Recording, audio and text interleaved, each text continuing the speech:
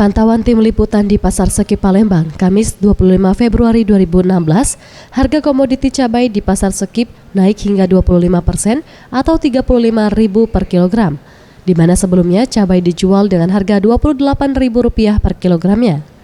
Selain cabai, kenaikan harga juga terjadi pada buncis dan kacang panjang yang mengalami kenaikan harga Rp1.000, yang biasa dijual Rp7.000, sekarang menjadi Rp8.000 per kilonya. Hal ini disampaikan Tumi selaku pedagang sayur. Kalau sayur-sayuran tuh nggak ada ketingkatan, nggak, cuman buncis sama kacang.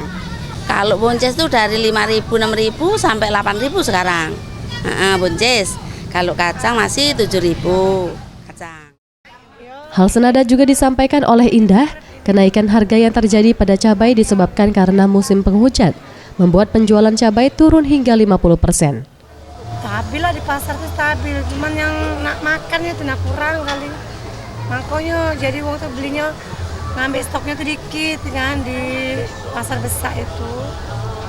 Yang makannya kurang lah pokoknya, intinya pembelinya nggak ada lagi. Mega Dwi Handayani, Gusti Putu Sumertayasa, Sriwijaya TV.